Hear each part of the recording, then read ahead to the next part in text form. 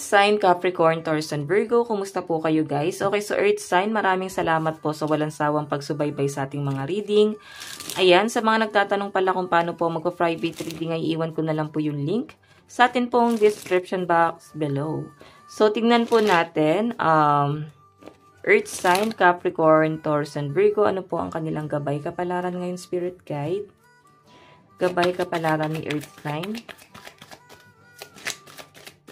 So guys, nakikita ko dito yung swerte mo. Okay? Kumalma ka lang. Kung may mga wino-worry ka, sinasabi dito maging relax ka lang, maging kalmado ka lang. Nakikita ko na may blessing na paparating sa inyo. So iba sa inyo guys, maaaring ngayong araw, swerte ka sa pagtaya-taya ng mga pwedeng sa mga lottery, no? So try mong tumaya kasi may nakikita kong parang swerte ka ngayong araw. Okay? Or pwedeng sa mga raffle. Ayan, yung iba sa inyo guys, pwedeng meron kang bonus na makukuha or pwedeng reward dahil sa pagiging honest, loyal mo.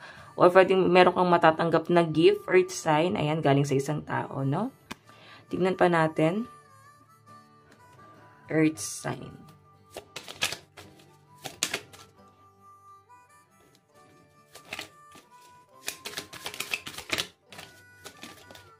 So guys, meron tayong protest. Ayan, may mga against. Alam nyo guys, may mga tao pa rin talagang, alam mo yon hindi sila natutuwa na umaangat ka. Hindi sila natutuwa na nagkakaroon ka ng success sa buhay, no? Bulag kasi sila guys sa totoo, no? Parang palaisipan ka siguro sa kanila. Kaya sila, kung ano na lang yung mga haka-haka na pwede nilang ibato sa inyo, no? Mga pangit na pwede nilang isipin na parang, paano kaya kumikita sa Earth signs? Saan kaya itong ganito ganyan, no? So, nagiging palaisipan ka kasi, guys, kaya kung ano yung sinasabi nila. May nakikita rin ako dito, guys, na may mga tao na para bang pupukaw sa attention mo and sinasabi na wag mo masyadong pansinin. Kasi pag pinansin mo yan, guys, ikaw pa yung matatalo dito, Earth sign, okay? So, ayan. Ang ganda ng pasok ng pera mo ngayong February, guys, no? Hindi ko lang to nasisense na ngayong araw and ayun nga. Ngayong February, guys, maramdaman mo na relax lang yung energy mo and yung pera mo, may pumapasok talaga. Okay? Meron din ako nakita rito, guys, na mag-iingat ka kasi pwedeng may pagtatalo about money, pwedeng may distraction sa paligid mo. Okay? May nagde-demand ng pera kasi. Okay? Or pwedeng ikaw to. Ayan. So, tingnan pa natin.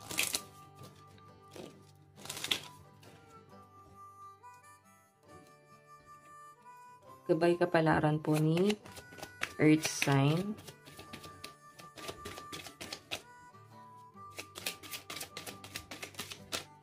So guys, meron po tayong demise. May sumisira talaga. Okay? May sumisira sa araw mo. Yung iba sa inyo guys, na nakikita ko, siguro meron ka isa din tao dito na tinitingnan na parang gusto mong maayos yung isipan niya. Gusto mong maliwanagan siya. Pero yun nga guys, mukhang hindi mo na makokontrol yung isip ng taong to. Okay, kasi may paninindigan siya. Or pwedeng ikaw to. Meron kang paninindigan, merong tao na pinipilit na kontrolin ka. May nakikita ko guys, pwedeng worry lang naman kasi mataas ang, ang ambisyon, no? Mataas ang, parang gusto niyang mangyari, no? Siguro may ine-expect sila sa inyo guys, okay? Ayan.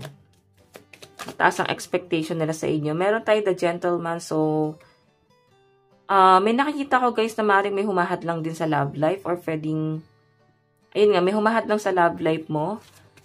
Pwedeng sinasabi na sisirain ka lang yan, hindi yan makakabuti sa inyo. So, pakinggan mo dito yung nararamdaman mo. Pero kung tama naman sila guys na kung ito yung taong to yung sisira sa inyo, mas maganda na i-let go mo na lang. Okay? Meron po tayong the ship, meron ako nakitang closure dito or maaaring pag-uusap, settlement na mangyayari sa inyo. Meron din ako nakitang celebration na pupuntahan ang mga Earth sign. Ayan. Siguro guys, reunion. Oo. Reunion or family gathering sa pinapakita guys, no? So, tignan pa natin guys, ano pang ipapakita sa inyo.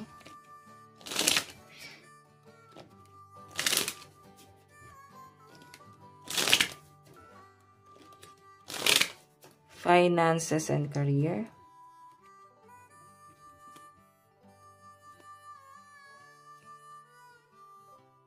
Diba? May pagtatalo talaga patungkol sa pera, guys. May nakikita ako na para bang walang nangyayari. Parang kahit magbunga nga na magbunga nga, wala namang mangyayari, guys, eh. Kung walang kikilos. Okay? Iwasan din, guys, yung selos, yung inggit, yung para bang meron tayong pinaglalaban, guys. Para bang pinipilit na meron akong nasa sense, guys, na parang pinipilit na energy. So, I think ito yung nagiging dahilan kung bakit nagtatalo. Okay? So, pagdating sa pera mo, guys, walang improvement eh. Okay? Walang improvement doon sa family, guys, no? Kasi may nakikipagtalo, may nagde-demand ng pera. Sabi ko sa inyo, guys, ngayong February, magiging maayos na yung daloy ng pera mo. Pero hindi mo may iwasan itong mga conflict na to. Itong mga taong nagagalit or nagde-demand sa pera. And nakikita ko, guys, na kailangan dito iwasan. Oo. Kasi hindi mo na mababago yung isip na tong taong to, guys. Unless putulin mo na siya sa buhay mo. Okay? Tignan natin pagdating sa yung love life. Pagdating sa yung love life.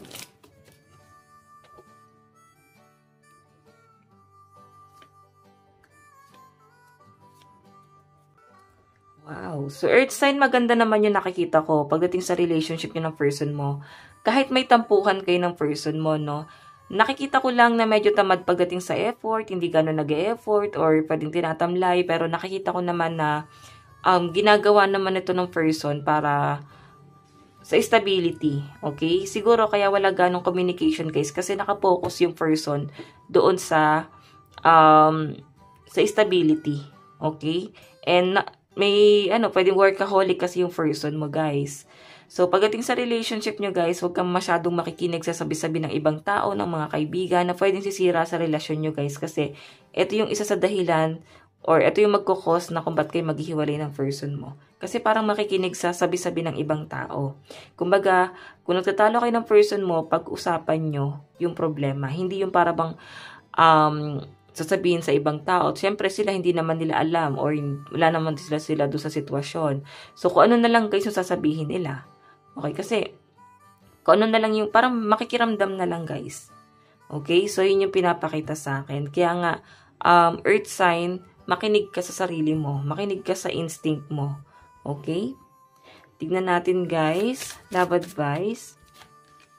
Meron po tayong love. Ayan, no, love. Ilalaban pa rin to, guys. Meron po tayong boundaries. So, ayan, lagi ka magsiset ng boundaries, no? Para alam mo kung hanggang saan lang, no? Hindi porke jowa natin to, asawa natin to, meron tayong parang pinasok na natin yung buong katawan natin sa kanila kasi nga may pakailam na tayo sa kanila. Pero syempre, dapat alam natin, guys, yung privacy din ng person natin na dapat hindi natin pinanghihimasukan, no? Tignan natin, guys, advice, meron tayong keep your heart. So, ingatan mo yung sarili mo. Okay? Meron po tayong step up and lead. So, earth sign sa pinapakita sa akin dito.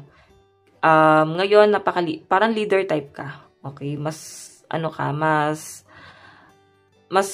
ngayon, angat yung energy mo and kapuna-puna ka ngayong araw. Okay? So guys, ayan, nasabi ko na ba, ang lucky number mo is 23, 28, and 3. Ito lang naman po ang inyong reading. Hanggang sa muli, God bless and love you all. Bye-bye po!